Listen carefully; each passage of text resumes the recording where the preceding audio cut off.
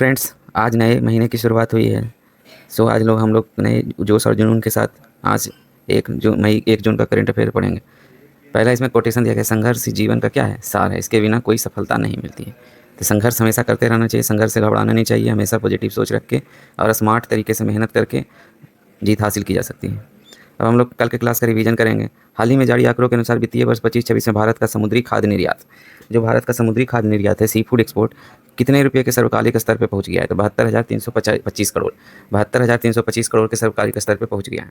हाल ही में चंद्रमा के दक्षिणी ध्रुव पर भूमिगत बर्फ की खोज के लिए किस भारतीय अंतरिक्ष यान के DFSR डेटा का उपयोग किया गया है? तो चंद्रमा 2 का उपयोग किया गया है। हाल ही में चंद्रमा के दक्षिणी ध्रुव पर भूमिगत बर्फ खोज के लिए किसका उपयोग किया गया है? चंद्रयान 2 का। सेनेगल के नए प्रधानमंत्री किसको नियुक्त किया गया? अहमद अल अमीनों को क्या किया गया? हाल ही में भारत का 5वां पूर्ण साक्षर राज्य किसे घोषित किया गया है? तो सिक्किम में। तो भारत के राष्ट्रपति द्वारा सिक्किम के CM प्रेम तमांग के द्वारा क्या किया गया है? पूर्ण साक्षर राज्य घोषित किया गया। पूर्ण साक्षर राज्य किस योजना के तहत किया गया? तो उल्लास योजना के तहत। उल्लास योजना के बारे में कल आपको बताया गया था। सिक्किम की राजधानी क्या है? गंगटोक हो गई। मुख्यमंत्री प्रेम सिंह तमांग हो गए। राज्यपाल ओम प्रकाश माथुर हो गए। तो अपने इसके तहत पहला राज्य मिजोरम। नॉर्थ ईस्ट में 3 राज्य घोषित किया गया था, आपको बताया ही था। कौन कौन राज्य थे नॉर्थ ईस्ट के? मिजोरम, त्रिपुरा और सिक्किम। मिजोरम, त्रिपुरा और सिक्किम, ये नॉर्थ ईस्ट में 3 राज्य हो गए। फिर एक गोवा हो गया, और कौन थे? एक राज्य और था, हिमाचल प्रदेश। तो 5 राज्य हो गए पूर्ण साक्षर घोषित। महान संगीतकार सनी रोलियंस का 95 वर्ष की आयु में हो गया। कौन से समय मनाया जाता है? के मुख्यमंत्री कौन थे? पहले सिद्धारमैया थे, और अब DK शिव कुमार बनाए जाएंगे, जो कि पहले उप मुख्यमंत्री थे, DK Shivakumar. CPEC, China Pakistan economic गलियारा, किस पहल का बेल्ट एंड रोड इनिशिएटिव है? इसके तहत कहाँ से? चाइना के सिंजियांग से पाकिस्तान के ग्वादर तक एक रोड का निर्माण किया जाएगा, जो कि 62 अरब डॉलर की लागत से बनेगा, 3000 किलोमीटर के एरिया को करेगा। खरीफ अभियान 2026 के लिए कृषि पर राष्ट्रीय सम्मेलन कहाँ आयोजित हुआ है? नई दिल्ली में। अब केंद्रीय कृषि मंत्री कौन है? शिवराज सिंह चौहान है। विश्व योगासन चैंपियन दिवस 2026 की मेजबानी कौन करेगा? अहमदाबाद करेगा। तो अहमदाबाद कई चीज़ की मेजबानी कर चुका है। IPL 2026 के फाइनल मैच की मेजबानी अहमदाबाद ने किया, जिसमें RCB ने गुजरात टाइटंस को हरा के दूसरी बार खिताब हासिल किया है। तो लगातार 2 बार कप्तान बने कौन? रजत पाटीदार बने। ऐसा पिछले कौन कौन कर चुके हैं? तो महेंद्र सिंह धोनी CSK से, और रोहित शर्मा मुंबई इंडियंस से लगातार 2 बार IPL की ट्रॉफी जीत चुके हैं। अब हम लोग नेक्स्ट क्वेश्चन आज की क्लास के लिए आगे बढ़ेंगे। हाल ही में आयोजित आज का पहला क्वेश्चन, हाल ही में आयोजित संयुक्त सैन्य अभ्यास है क्या? आर्मी अभ्यास है। कौन सा? प्रगति 2025 का समापन किस स्टेशन पे हुआ है? तो उमरोई मिलिट्री स्टेशन। वो कहाँ है? मेघालय में। उमरोई मिलिट्री स्टेशन मेघालय पे प्रगति 2025 का क्या हो गया? समापन हो गया। तो समापन, अब प्रगति के बारे में कुछ डिस्कशन कर लेते हैं। क्या है प्रगति? 2026 का क्या हो गया? समापन हो गया। इसमें कितने देश भाग लिए थे? 12 देश भाग लिए हैं। 12 देश भाग लिए हैं, संयुक्त सैन्य अभ्यास है। तो 12 देश का नाम क्या है? Bhutan, Cambodia, Indonesia, Laos. Laos के बाद क्या होगा? लाओस के बाद हो गया मलेशिया, मालदीव, म्यांमार, नेपाल। नेपाल का क्या हो जाएगा? नेपाल हो गया। फिलीपींस हो गया।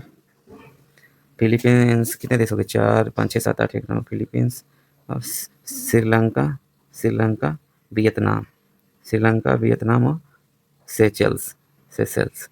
तो ये 12 देश शामिल हुए थे। कौन है? सैन्य अभ्यास है। प्रगति का पूर्ण रूप क्या? पार्टनरशिप ऑफ रीजनल, आगे लिखाते हैं प्रगति 2026। 12 देश भाग लिए, 12 देशों का नाम बता दिया गया है। अब प्रगति का फुल फॉर्म क्या है? Partnership of regional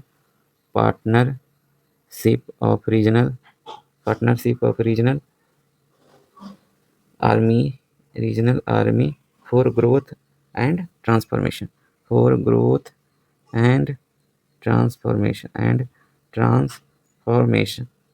in the ocean reason.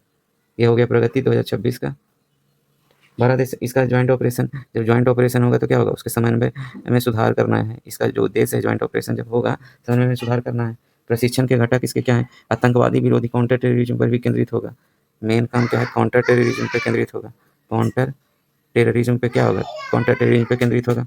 रणनीतिक महत्व, क्षेत्रीय रक्षा सहयोग, इंटर ऑपरेटिविलिटी को बढ़ावा देगा। क्षेत्रीय रक्षा सहयोग है, उसको बढ़ावा देगा। क्षेत्रीय रक्षा सहयोग को क्या करेगा? बढ़ावा देगा ये ऑपरेशन। और जो एंटी टेरर ऑपरेशन है, उसको भी बढ़ावा देगा। एंटी टेरर ऑपरेशंस को बढ़ावा देगा।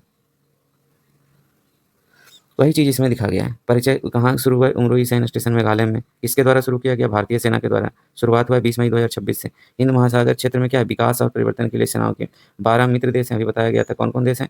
Bhutan, Cambodia, Indonesia, Laos, Malaysia, Maldives, Myanmar. म से मलेशिया, म से मालदीव, म से म्यांमार। नेपाल हो गया। उसके बाद फिलीपींस, सेशेल्स, श्रीलंका और वियतनाम। फोकस और नवाचार नवाचार इनोवेशन पे तकनीक है। टैक्टिक अभ्यास सभी आत्मनिर्भर भारत का अर्ध पहाड़ी और जंगली इलाके में अभियान होगा। भारतीय पर्यटक के स्वदेशी उपकरणों का प्रदर्शन है। अब हम लोग नेक्स्ट क्वेश्चन की ओर बढ़ेंगे, जिससे क्या है? पहला बहुराष्ट्रीय संयुक्त सैन्य अभ्यास का संचालन उम्र किया गया। यह अभ्यास मेडन एडिशन था, मतलब पहली बार किया गया था। Partnership for regional armies for growth and transformation in the Indian ocean region है। हिंद महासागर इंडियन ओशन रीजन के बीच आपसी सैन्य इंटरऑपरेटिबिलिटी और रणनीतिक भरोसे को क्या करना है? मजबूत करना है, इसका काम है। अब दूसरे क्वेश्चन की ओर भाग। सुप्रीम कोर्ट ने चुनाव आयोग द्वारा मतदाता सूची को शुद्ध करने के लिए सर क्या क्या सर अभियान को लीगल ठहराया। तो सर का क्या होता है? Special intensive special intensive revision. इसके तहत जो फर्जी वोटर हैं, चाहे जो लीगल वोटर नहीं है, उनको नाम को हटाया जाता है। तो सुप्रीम कोर्ट ने चुनाव आयोग इलेक्शन कमीशन ऑफ इंडिया द्वारा मतदाता सूची के विशेष गहन संशोधन स्पेशल इंटेंसिव को पूरी तरह संवैधानिक और वैध ठहराया है। इसकी अध्यक्षता chief justice of India Suryakant और न्यायमूर्ति जोयमाला बागची की पीठ ने 27 मई 2026 को ऐतिहासिक फैसला सुनाया। यह निर्णय भारत निर्वाचन आयोग की शक्तियों, चुनावी प्रक्रिया की पारदर्शिता और मतदाता सूची की शुद्धता को सुनिश्चित करने की दिशा में एक महत्वपूर्ण कदम है। सर अभियान क्या होता है? सर अभियान क्या है? मतदाता सूची को शुद्ध करेगा, उसके बाद उसको अद्यतन करेगा, मतलब अपडेट करेगा और त्रुटि रहित बनाएगा। यह अभियान भारत निर्वाचन इलेक्शन कमीशन ऑफ इंडिया द्वारा संचालित एक संवैधानिक प्रक्रिया है। सुप्रीम कोर्ट ने कहा है कि ईसीआई को मतदाता सूची की शुद्धता सुनिश्चित करने के लिए आवश्यक कदम उठाने का पूरा अधिकार है। तो सर का क्या हुआ? सर का काम है स्पेशल इंटेंसिव रिवीजन। इससे मतदाता सूची को शुद्ध करने का अधिकार मिलेगा, अपडेट करने का और त्रुटि रहित बनाया जाएगा मतदाता सूची को। तो चीफ जस्टिस के 3 बेंच की पीठ ने इसे संवैधानिक और लीगल बताया है। अब हम लोग नेक्स्ट पढ़ेंगे क्या कि सुप्रीम कोर्ट के बारे में। सुप्रीम कोर्ट का वर्णन कहाँ पे किया गया है? भाग 5 में किया गया। सुप्रीम कोर्ट का वर्णन कहाँ किया गया है? भाग 5 में, जो कि आर्टिकल 124 से 147 के बीच है। आर्टिकल 137 के तहत खुद के निर्णय पे पुनर्विचार कर सकता है, मतलब जो अभी निर्णय दिया गया उसके फिर से विचार करने के लिए फिर रिट जारी करने का अधिकार आर्टिकल 32 के तहत है। इसको आर्टिकल 32 को संवैधानिक उपचारों का अधिकार भी कहते हैं। तो आर्टिकल 32 के तहत ही क्या सुप्रीम कोर्ट रिट का जारी कर सकता है। चीफ जस्टिस की शक्तियाँ देश के राष्ट्रपति की जितनी शक्तियाँ उतनी ही चीफ जस्टिस देश का राष्ट्रपति की जितनी ही उतनी शक्तियाँ। पहले मुख्य न्यायाधीश कौन थे? एच.जे. कानिया थे, हीरालाल जे कानिया थे मुख्य न्यायाधीश। तो अभी तक कोई भी पहली महिला चीफ जस्टिस नहीं बनी है। महिला चीफ जस्टिस ऑफ इंडिया अभी तक किन्हीं का नाम नहीं आया। अब यहाँ से हम लोग जो क्या बोलते हैं, एक और भी करंट अफेयर के बारे में चर्चा। मोहम्मद हिदायतुल्लाह, ये क्या है? मोहम्मद हिदायतुल्लाह, यहाँ पे होगा MD हिदायतुल्लाह एक ऐसे उपराष्ट्रपति भी रहे, राष्ट्रपति भी रहे और चीफ जस्टिस ऑफ इंडिया भी रहे। भारत के हिस्ट्री में एक ऐसे का राष्ट्रपति, उपराष्ट्रपति और चीफ जस्टिस भी भारत के 53वें मुख्य न्यायाधीश कौन हो गए? जस्टिस सूर्यकांत हो गए। सुप्रीम कोर्ट में न्याय संशोधन के लिए 2 प्रमुख तकनीकी पहल 1 केस 1 डेटा लॉन्च किया गया है। 1 केस 1 डेटा ही रहेगा, यानी जितने भी केस हैं उसके, और सुसहाय पहल को लॉन्च किया गया। भारत के सर्वोच्च न्यायालय द्वारा स्टेट बार काउंसिल में महिलाओं को कितना आरक्षण दिया गया है? 30% का आरक्षण दिया गया महिलाओं को आरक्षण। सुप्रीम कोर्ट ने हाथ वाले रिक्शा को कहाँ बैन किया गया? हाथ रिक्शा हो गई। हाथ रिक्शा को कहाँ बैन किया गया है? महाराष्ट्र में बैन किया गया। महाराष्ट्र में हाथ रिक्शा को कहाँ बैन किया गया? महाराष्ट्र में। इसकी जगह ई रिक्शा लाया जाएगा, हाथ रिक्शा को बैन करके। सुप्रीम कोर्ट एसोसिएशन का अध्यक्ष किसे नियुक्त किया गया है? सुप्रीम कोर्ट जो एसोसिएशन है उसका अध्यक्ष किसे नियुक्त किया गया है? सुप्रीम कोर्ट का अध्यक्ष किसे नियुक्त किया गया है? विकास सिंह को। सुप्रीम कोर्ट का अध्यक्ष किसे नियुक्त किया गया है? विकास सिंह को। फास्टर और सुपेस पोर्टल लॉन्च किया गया किसके द्वारा? सुप्रीम कोर्ट के द्वारा। भारत की सैन्य कार्रवाई 7 मई 2025। फास्टर और सुपेस पोर्टल हो गया। सुपेस पोर्टल किसके द्वारा हो गया? सुप्रीम कोर्ट के द्वारा शुरू किया गया। सुप्रीम कोर्ट के अध्यक्ष कौन के? बार एसोसिएशन के अध्यक्ष कौन चुने गए हैं? सुप्रीम कोर्ट बार एसोसिएशन के अध्यक्ष चुने गए हैं विकास सिंह। और उसके बाद महिलाओं से स्टेट बार काउंसिल में 30% महिलाओं का आरक्षण लिया गया। अब हम लोग नेक्स्ट क्वेश्चन की ओर देखते हैं। हिंदी पत्रकारिता दिवस कब मनाया जाता है? 30 मई को मनाया जाता है। हिंदी भाषा में उदंत मर्डंट का आप लोग नाम जानते हैं। पहला समाचार पत्र 30 मई 1826 को क्या हुआ था? 30 मई 1826 को उदंत मार्तंड नामक पत्रिका हिंदी पत्रकारिता दिवस मनाया जाता है। ठीक है। उदंत मार्तंड को पंडित जुगल किशोर शुक्ल ने इसे कलकत्ता के एक साप्ताहिक समाचार पत्र के तौर पर शुरू किया था। इसके प्रसार तो उदंत मार्तंड को कौन शुरू किया गया था? कलकत्ता के जुगल किशोर शुक्ल के द्वारा शुरू किया गया था। 30 मई को क्या मनाया जाता है? हिंदी पत्रकारिता दिवस मनाया जाता है। अब तिब्बती निर्वासित सरकार केंद्रीय तिब्बत शासन सेंट्रल तिब्बत अथॉरिटी के सियोंग की प्रधानमंत्री पद की शपथ किसने ली है? तो प्रधानमंत्री पद की शपथ ली है पेनपा तेत्सेरिंग ने। इंपॉर्टेंट क्वेश्चन है। पेनपा तेत्सेरिंग ने CTA केंद्रीय तिब्बत प्रशासन की क्या है शपथ ली है, सीटीए की शपथ ली है। अब ये सीटीए क्या होता है, सेंट्रल तिब्बत एडमिनिस्ट्रेशन। नवनिर्वाचित पेनपा त्सेरिंग ने कहा अपने दूसरे कार्यकाल के लिए शपथ ली है। तो पेनपा त्सेरिंग, इसका आयोजन कहाँ हुआ था, धर्मशाला। धर्मशाला जो कि कांगड़ा जिला में आता है, ठीक। भारत और हिमाचल प्रदेश की ग्रीष्मकालीन राजधानी है धर्मशाला, हिमाचल प्रदेश में संपन्न हुआ। अब हम सीटीए के बारे में ज्ञान रखते हैं। सेंटर इसकी स्थापना तिब्बत लोगों की निर्वासित सरकार है, जिसका मुख्यालय कहाँ, धर्मशाला हिमाचल में होगा। इसकी स्थापना कब हुई थी, 1960 में हुई थी। इसकी स्थापना कब हुई थी, 1960 में हुई थी।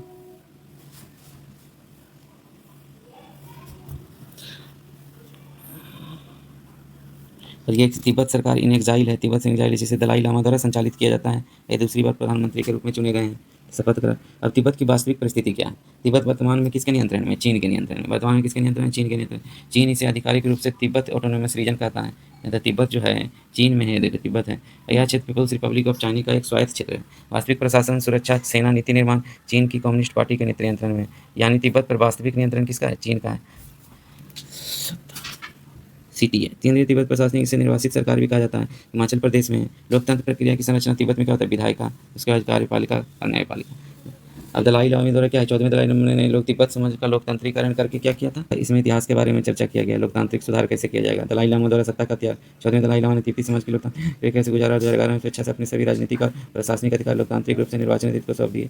चार्टर का निर्माण करवाया। स्थानीय स्तर पर लोकतंत्र, 38 प्रमुख तिब्बती बस्तियों में अपने स्थानीय संसद है, जो सीधे तौर पर केंद्रीय प्रशासन से जुड़ा है। वैश्विक प्रतिनिधित्व है। केंद्रीय तिब्बत प्रशासन दुनिया भर में से तिब्बती शरणार्थियों का प्रतिनिधित्व करता है, तिब्बती जनता की आकांक्षाओं का वैश्विक मंचों पर प्रस्तुत करता है। सीटीए पूर्ण रूप से क्या है, सत्य, अहिंसा और वास्तविक लोकतांत्रिक सिद्धांतों, जमादर्शी और पारदर्शी शासन है, ट्रांसपेरेंट। अब कौन सी कंपनी रक्षा मंत्रालय द्वारा 5वीं पीढ़ी के स्टील्थ लड़ाकू विमान एएमसीए प्रोजेक्ट के प्रोटोटाइप विकसित करने के लिए शॉर्टलिस्ट किया गया। तो टाटा एडवांस सिस्टम के द्वारा भी, लार्सन टुब्रो और भारत इलेक्ट्रॉनिक्स, ये तीनों के द्वारा साझा विकास किया जाएगा। तो एएमसीए क्या, एडवांस मीडियम कॉम्बैट एयरक्राफ्ट है। एएमसीए क्या है, एडवांस मीडियम कॉम्बैट एयरक्राफ्ट है। अब इसके बारे में कुछ डिस्कशन कर लेते हैं कि एएमसीए क्या है, इसकी चर्चा क्यों हुई है। ये क्या, मध्यम लड़ाकू विमान है एएमसीए, मध्यम लड़ाकू विमान है। देखिए इसका फोटो भी दिखाया गया आपको। हाल ही में रक्षा मंत्री ने 5वीं पीढ़ी के स्टेल्थ, अब एएमसी के बारे में जान लेते हैं। भारत का पहला 5वीं पीढ़ी का स्टेल्थ लड़ाकू विमान है, एडवांस मीडियम कॉम्बैट एयरक्राफ्ट, जो कि इसके फुल फॉर्म में मीडियम रेंज का स्वदेशी 5वीं पीढ़ी का स्टेल्थ लड़ाकू विमान की प्रक्रिया को गति दी है। अब इसका उद्देश्य क्या है, भारत का पहला पूरी तरीके से स्वदेशी है, मतलब मेड इन इंडिया है, लड़ाकू विमान होगा, जिसे भारतीय वायुसेना की ताकत बढ़ाने के लिए तैयार किया जाएगा। 15,000 करोड़ के प्रोजेक्ट के तहत सरकारी एजेंसी हिंदुस्तान एरोनॉटिक्स लिमिटेड की जगह 3 निजी समूह को दिया गया। एचएएल की जगह किसको किसको दिया गया है, टाटा एडवांस सिस्टम्स को दिया गया है, एलएनटी को दिया गया, भारत फॉर्ज को दिया गया है। विमान के निर्माण और प्रोटोटाइप प्रशिक्षण के लिए आंध्र प्रदेश के 600 एकड़ का विशेष केंद्र। आंध्र प्रदेश के मुख्यमंत्री और राजनाथ सिंह, आंध्र प्रदेश के मुख्यमंत्री कौन है, चंद्रबाबू नायडू। आंध्र प्रदेश के मुख्यमंत्री क्या है, चंद्रबाबू नायडू, और राजनाथ सिंह जो भारत के क्या है, रक्षा मंत्री। उसके द्वारा उत्पादन कहाँ किया जाएगा, विमान के निर्माण प्रोटोटाइप परीक्षण के लिए आंध्र प्रदेश के 600 एकड़ का विशेष केंद्र मंजूरी दिया गया। स्टील से मतलब रडार से बने तकनीक से होगा, 2 इंजन वाला विमान होगा और बिना सुपरसोनिक गति होगा, अत्याधुनिक सेंसर लगा होगा। 2028 तक रोल आउट होने की संभावना है, 2030 के मध्य तक भारतीय वायुसेना में शामिल कर लिया जाएगा। अमेरिका, रूस और चीन जैसे उन चुनिंदा देशों की श्रेणी में खड़ा कर देगा। 15,000 करोड़ की लागत से बन रहा है। उसके बाद क्या है, 2 इंजन है, सुपरसोनिक। आंध्र प्रदेश में विकसित पहला प्रोटोटाइप 2028 तक आएगा। अब विश्व के प्रमुख देशों के वर्तमान नेता, प्रधानमंत्री। सेनेगल के राष्ट्रपति अभी कौन है, जो बने हैं, अहमद अल अमीन। इराक के कौन है, अलीफ अली कादिम है। हंगरी के क्या है, पीटर मैग्यार हैं। नेपाल के तो अभी बने बालेंसा। येमेन के साया जिंद्राने हैं। जापान के साने तकाईवी। थाईलैंड के अनुतीन चरण और यूक्रेन के यूलिया सिरिडको। लेकिन राष्ट्रपति कौन है, जेलेंस्की। यूनाइटेड किंगडम के कीरा स्टारमर हो गए। भूटान के सेरिंग तोगबे हो गए। पाकिस्तान के शहबाज शरीफ और रसिया के मिखाइल मिचुस्टी। इटली की जॉर्जिया मेलोनी हो गई। इजराइल के बेंजामिन नेतन्याहू, श्रीलंका के हरनी अमर सूर्य, मॉरिशस के नवीन राम गुराम, ट्यूनीशिया के सारा जफरानी, एस्टोनिया के क्रिस्टन मिशेल, भारत के प्रधानमंत्री नरेंद्र मोदी और बेल्जियम के बार्ट डीबेव, कनाडा के मार्को कार्नी और ऑस्ट्रेलिया के एंथनी एल्बनीज। तो ये हो गए कुछ देशों के राष्ट्र प्रधानमंत्री। किस राज्य को पुलिस ने हाल ही में राष्ट्रपति द्रौपदी मुर्मू द्वारा प्रेसिडेंट पुलिस गवर्नर से सम्मानित किया गया। तो अभी प्रेसिडेंट जो हमारी द्रौपदी मुर्मू हैं, वो सिक्किम के दौरे पे थी। यहाँ पे उन्होंने कल पढ़े क्या, पूर्ण राज्य का दर्जा दिया गया। ये राष्ट्रपति और वहाँ के मुख्यमंत्री के द्वारा अनाउंस किया गया है। पूर्ण शिक्षित राज्य का, जिसमें 5वां राज्य हो गया। और नॉर्थ ईस्ट से कितने हो गए, नॉर्थ ईस्ट में टोटल 3rd स्टेट हो गए, मिजोरम, त्रिपुरा और सिक्किम। तो राष्ट्रपति द्रौपदी मुर्मू ने हाल ही में सिक्किम पुलिस को क्या दिया गया, प्रेसिडेंट कलर पुरस्कार दिया गया। अब इजराइल और कौन अन्य किस देशों ने संयुक्त राष्ट्र ने यौन हिंसा को ब्लैक लिस्ट में शामिल किया है। तो यौन हिंसा जो है बच्चों के प्रति, उसको ब्लैक लिस्ट में शामिल किया गया यूनाइटेड नेशंस के द्वारा। अब यूनाइटेड नेशंस का काम होता है पूरे विश्व में शांति स्थापित करना। तो रसिया यौन हिंसा के आरोपों लेकर इजराइल के साथ साथ रूस को अपनी ब्लैक लिस्ट में शामिल किया गया। पहली बार जब इन देशों की सूची लिस्ट ऑफ शेम में जगह दी गई है। लिस्ट ऑफ सेम कहा जाता है। इनमें सरकार, सशस्त्र बल और विद्रोही समूह आदि शामिल हो सकते हैं। अब जारी कौन करता है? यूनाइटेड नेशन जारी करता है। अब इसमें गाजा, तो यहाँ पे तो हम लोग पढ़े क्या क्या है, ये यूनाइटेड नॉन इंसाफ इजराइल के साथ रूस को अपने ब्लैक लिस्ट में शामिल किया गया। लिस्ट ऑफ सेम के बारे में याद रखना है कि लिस्ट ऑफ सेम कहा जाता है, यूनाइटेड नेशन जारी करता है। अब जैसे इजराइल क्या किया है, गाजा और अन्य क्षेत्र में क्या किया है, संघर्ष के दौरान जो उसके युद्ध सैनिक है वहाँ यौन हिंसा का इसलिए इस पर जारी किया गया। रसिया क्या यूक्रेन में संघर्ष के दौरान यौन हिंसा का आरोप लगा है। जारी करने वाली संस्था क्या होगी? United nation. अब यूनाइटेड नेशन की स्थापना कब हुई थी? 24 अक्टूबर 1945 को हुई थी। इसका हेडक्वार्टर कहाँ है? न्यूयॉर्क में है। और 193वां देश कौन बना? साउथ सूडान बना था, मतलब जो अभी साउथ सूडान ऐड हुआ है। तो यूनाइटेड नेशन क्या हुआ?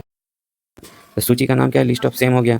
संघर्ष के द्वारा यौन हिंसा हो गई। इस बार नए देश शामिल कौन कौन हुए हैं? इजराइल और रूस हुए थे। अब यूनाइटेड नेशंस के बारे में, यूनाइटेड नेशन विश्व शांति और क्या करता है? विश्व शांति और सहयोग स्थापित करता है। 24 अक्टूबर 1945 को इसकी स्थापना हुई थी। वर्तमान में इसके 193 देश हैं और अंतिम में देश जुड़ने वाला दक्षिणी सूडान है। अभी क्या है, महासचिव वर्तमान कौन है? एंटोनियो गुटेरेस हैं, जो कि पुर्तगाल से ताल्लुक रखते हैं, पोर्टुगीज हैं, पुर्तगाल से ताल्लुक रखते हैं। ये इंपॉर्टेंट चीज़, 193 देश हो गए। 24 अक्टूबर 1945 अंतिम सदस्य साउथ सूडान शामिल हुआ है और इसके हेड कौन है? एंटोनियो गुटेरेस है। ये क्या, इसका मुख्य उद्देश्य क्या है? अंतर्राष्ट्रीय शांति और सुरक्षा बनाए रखना है, राष्ट्रों के बीच मैत्रीपूर्ण संबंध विकसित करना है, आर्थिक सोशल, आर्थिक हो गया, इकोनॉमिकल, सोशल, सामाजिक और मानवीय मुद्दे, ह्यूमैनिटेरियन ग्राउंड के सहयोग को बढ़ावा देना, मानवाधिकार और मूलभूत स्वतंत्रताओं का सम्मान करना। अब यूनिसेफ के बारे में पढ़ लेते हैं। यूनिसेफ की स्थापना कब हुई? उसकी स्थापना कब हुई थी? 24 अक्टूबर 1945 को, यूनाइटेड नेशंस को। उसका हेडक्वार्टर कहाँ है? न्यूयॉर्क में। यूनिसेफ की स्थापना कब हुई? 11 दिसंबर 1946 को। 190 देश में काम करता है। ये बच्चों के अधिकार, पोषण, शिक्षा और स्वास्थ्य और सुरक्षा के लिए कार्यरत है। तो बच्चों के लिए ये संस्था बनाई गई। अब 36 सदस्य देश हैं जो संयुक्त राष्ट्र की आर्थिक और सामाजिक परिषद द्वारा इकोसॉक, इकोनॉमिक एंड सोशल रिस्पॉन्सिबिलिटी द्वारा क्या किया जाता है? इकोसॉक द्वारा चुने जाते हैं। संयुक्त राष्ट्र महासभा द्वारा 11 दिसंबर 1946 को क्या किया गया था? इसकी स्थापना की गई थी। किसकी स्थापना? यूनिसेफ की स्थापना की गई। इसके इसके स्थायी प्रतिनिधि कौन है? एस्टोनिया। एस्टोनिया से बिलोंग करते हैं। संयुक्त राष्ट्र 2026 के लिए इनको अध्यक्ष बनाया गया है। यची मिस्टर रिन टमसार को क्या किया गया है? अध्यक्ष बनाया गया है। कैथरीन एम रसेल क्या है? कार्यकारी निदेशक है यूनिसेफ की, कैथरीन एम रसेल। अब तंबाकू निषेध दिवस, तंबाकू निषेध दिवस कब मनाया जाता है? 31 मई को क्या मनाया जाता है? तंबाकू निषेध दिवस मनाया जाता है। इस दिन तंबाकू, नो टोबैको डे, मतलब तंबाकू के बारे में जागरूकता फैलाना होता है कि इसमें कैंसर होता है और इससे बहुत सारी बीमारियां होती है, इसके बारे में बचाया गया है। World no tobacco day annually. अब यहाँ से क्या है? Draw attention to widespread prevalence and negative health effects of tobacco. अब आकर्षण का क्या है? तंबाकू सेवन के खतरों के प्रति क्या है? जागरूकता बढ़ाना है। तंबाकू के कारण होने वाली बीमारियों को क्या करता है? जैसे कैंसर होता है, माउथ कैंसर हो जाता है, लंग कैंसर होता है। तंबाकू के उपयोग को क्या करना है? हतोत्साहित करना है, डिमोरलाइज करना है, ताकि लोग कम पिएं, जैसे गुटखा कम खाएं। तंबाकू कई तरह के होते हैं, सूखा सदस्य और तंबाकू मुक्त समाज का निर्माण करना है। अब हम लोग कुछ इंपॉर्टेंट डे के बारे में पढ़ लेते हैं। इंपॉर्टेंट डे 1 मई को क्या है? इंटरनेशनल लेबर डे है, श्रम दिवस, महाराष्ट्र डे और गुजरात डे। 2 मई को विश्व ट्यूना डे है। 3 मई इंपॉर्टेंट है। 3 मई को क्या है? 3 मई को प्रेस स्वतंत्रता दिवस है। इसमें भारत का रैंक कितना है? भारत का रैंक 161 देशों में 157 है। नॉर्वे इसमें टॉप पे है। तो नॉर्वे की पत्रकार अभी जो थी, प्रधानमंत्री मोदी से सवाल किया गया था, तो इसके कारण वहाँ विश्व की जो स्वतंत्र, जो हम लोग संविधान में 4th पिलर है, उसको स्वतंत्रता दी गई ताकि वो सवाल उठा सके, जिससे लोगों का कल्याण हो। तो यहाँ पे वर्ल्ड प्रेस फ्रीडम के द्वारा, वर्ल्ड प्रेस फ्रीडम किसके द्वारा जारी किया था? रिपोर्टर्स विदाउट बॉर्डर के द्वारा जारी किया जाता है। 5 मई को एथलेटिक्स दिवस है और 8 मई को विश्व रेड क्रॉस दिवस है। और इसमें इंपॉर्टेंट है 11 मई को नेशनल राष्ट्रीय प्रौद्योगिकी दिवस है। 23 मई को क्या है? विश्व कछुआ दिवस। राष्ट्रमंडल दिवस हो गया, 24 मई को हो गया। 25 मई को क्या है? फुटबॉल दिवस है, थायराइड दिवस है और अफ्रीका दिवस है। ये इंपॉर्टेंट है। 25 मई को। 28 मई को क्या? मेंस्ट्रुअल हाइजीन डे है। और अभी वर्ल्ड नो टोबैको डे बताएं, 31 मई को है। तो ये सब चीज़, हाँ। विश्व जैव विविधता दिवस भी आपको याद रखना इंपॉर्टेंट है। मधुमक्खी दिवस, वर्ल्ड बी डे 20 मई को है। अब हम लोग क्या पढ़ेंगे? 236 करोड़ की मिशन क्यून पाइनएप्पल योजना कहाँ शुरू किया गया है? त्रिपुरा में शुरू किया गया है। तो त्रिपुरा की राजधानी कहाँ है? आप लोग कमेंट में जवाब दीजिए, त्रिपुरा की राजधानी कहाँ है और वहाँ के मुख्यमंत्री कौन?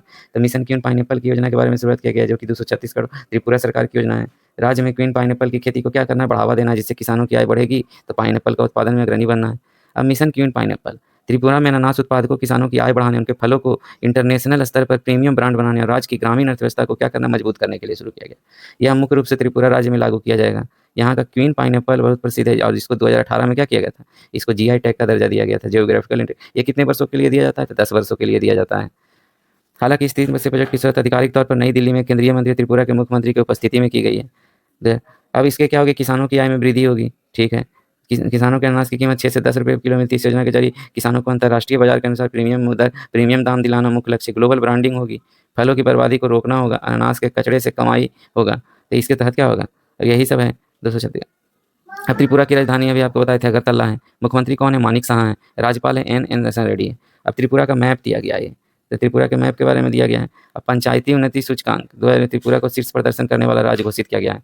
स्थान प्रधानमंत्री नरेंद्र मोदी ने त्रिपुरा के गोमती जिले के उदयपुर में स्थित 524 वर्ष पुराने त्रिपुरा सुंदर मंदिर का पुनर्विकास किया है। त्रिपुरा, मिजोरम और गोवा के बाद पूर्ण कार्यकाल वाला भारत का तीसरा राज्य बन गया। ये भी साक्षर राज्य बन गया था। आसाम भी साक्षर था, पूर्ण साक्षर, और मिजोरम और त्रिपुरा भी था। आसाम, मिजोरम और त्रिपुरा, ये क्या है, पूर्ण साक्षर राज्य बन गए हैं।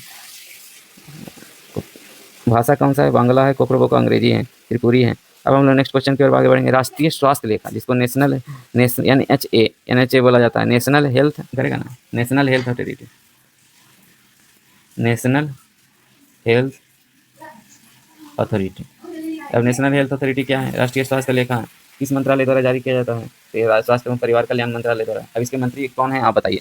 अब राष्ट्रीय स्वास्थ्य नीति, नेशनल हेल्थ पॉलिसी 2017 के तहत क्या 22-23 तक स्वास्थ्य सेवाओं की दिशा तय करने वाली प्रमुख नीति 2017 में ही लॉन्च किया गया था। तो ये क्या है, सार्वभौमिक स्वास्थ्य कवरेज देगा, मतलब सभी नागरिकों को किफायती और अच्छी गुणवत्ता वाली स्वास्थ्य सेवाएं प्रदान करेगा। इसके बजट में वृद्धि किया गया है। सार्वजनिक स्वास्थ्य व्यय की क्रमिक रूप से बढ़ाकर देश के सकल घरेलू उत्पाद, जो GDP, ग्रॉस डोमेस्टिक प्रोडक्ट का 2.5% तक इसको किया जाएगा। अब सरकारी स्वास्थ्य के व्यय में वृद्धि हुआ है। देश में सरकारी स्वास्थ्य व्यय जो 13-14 में लगभग इतना लाख करोड़ था, 22-23 में बढ़ के क्या हो गया, इतना लाख करोड़ हो गया। 1.30 लाख करोड़ से कितना हो गया, 3.85 लाख करोड़ हो गया। इससे GDP में भागीदारी 1.15% से बढ़ के कितना हो गया, 1.48% हो गया। अब यह क्या है, स्वस्थ भारत और समृद्ध भारत है। स्वस्थ नागरिक और शक्तिशाली राष्ट्र रोकथाम, संरक्षण और उपचार को क्या देगा, बेहतर स्वास्थ्य और बेहतर भविष्य के लिए बढ़ावा देगा। किसके द्वारा शुरू किया गया है, स्वास्थ्य और परिवार कल्याण मंत्रालय के द्वारा इस पहल को शुरू किया गया। भारतीय सेना द्वारा शुरू किए गए इंटीग्रेटेड लॉजिस्टिक एप्लीकेशन का नाम क्या, क्यू फोर्स। तो जो एप्लीकेशन बनाया गया है आर्मी के द्वारा, उसका नाम क्या है, क्यू फोर्स। क्यू फोर्स नाम है उस ऐप का। अब Q force integrated digital logistic application launch किया गया, किसके द्वारा, भारतीय सेना द्वारा। तो जितने भी सभी लॉजिस्टिक प्रक्रियाओं का क्या होगा, एक जगह एकीकरण होगा। रियल टाइम ट्रैकिंग हो सकेगा, कहाँ सामान पहुंचा। इन्वेंट्री मैनेजमेंट में सुधार होगा। ट्रांसपेरेंसी बढ़ेगी, दक्षता और उत्तरदायित्व क्या होगा, सुनिश्चित किया जाएगा, रिस्पॉन्सिबिलिटी। अब क्यू फोर्स के बारे में जानते हैं। क्यू फोर्स किसके, भारतीय सेना द्वारा लॉन्च किया गया एक एकीकृत डिजिटल प्लेटफॉर्म है, जिससे सैन्य संचालन में क्या होगा, लॉजिस्टिक, इन्वेंट्री, सप्लाई चेन और परिवहन प्रबंधन को मजबूत करेगा और सुव्यवस्थित करेगा। मजबूत तो करेगा ही और सुव्यवस्थित भी करेगा। इसके क्या होगा, आपूर्ति में तेजी आएगी और एकल मंच होगा, मतलब एक ही जगह सारा काम होगा। बेहतर प्रबंधन होगा। बेहतर प्रबंधन होने से क्या होगा, सही समय पे सही सामान सही समय तक पहुंच जाएगा और पारदर्शिता और नियंत्रण में बढ़ावा मिलेगा। रियल टाइम डेटा ट्रैकिंग होगा और लागत में क्या होगा, कमी आएगी। बेहतर योजना और संसाधन प्रबंधन से परिवहन और लॉजिस्टिक की लागत में कमी लाने का मकसद है। क्यू फोर्स के बारे में वही चीज़ है, डेटा उतना तकनीक के साथ एक कदम। AI सक्षम कौटिल्य के बारे में जानिए। AI सक्षम यह प्रणाली युद्ध क्षेत्र में डेटा का विश्लेषण करके निर्णय लेने की क्षमता को क्या बढ़ाती है और रणनीतिक बढ़त प्रदान करती है, जो कौटिल्य है। अब नेक्स्ट क्वेश्चन बढ़ेंगे। हाल ही में सुर्खियों में रहा VLSRSM प्रणाली किस प्रकार की मारक क्षमता है। तो हम लोग इसके बारे में पढ़ेंगे थे। VLSRM क्या है, सरफेस टू एयर मिसाइल है। यहाँ से नाम से ही पता चलता है। SM मतलब क्या होगा, सरफेस टू एयर मिसाइल, मतलब सतह से क्या, सरफेस टू एयर मिसाइल है। तो सतह से हवा में मार करेगा और कितने कम दूरी का है, मतलब वेरी शॉर्ट रेंज का। SR से क्या हो गया, शॉर्ट रेंज, मतलब कम दूरी का है। ये क्या है इसकी विशेषता, वेरी शॉर्ट रेंज, यहाँ है ना, VLSR very short range surface to air missile. Very short range surface to, कम दूरी की वायु रक्षा करेगा। तेजी से इसका क्रियान्वयन होगा। उच्च गतिशीलता है। कई प्रकार के हवाई खतरों में सुरक्षा करेगा। स्वदेशी तकनीक से क्या किया गया, इसको विकसित किया गया है। अब हम लोग नेक्स्ट क्लास में पढ़ेंगे, आप लोग रिवीजन करते रहिए।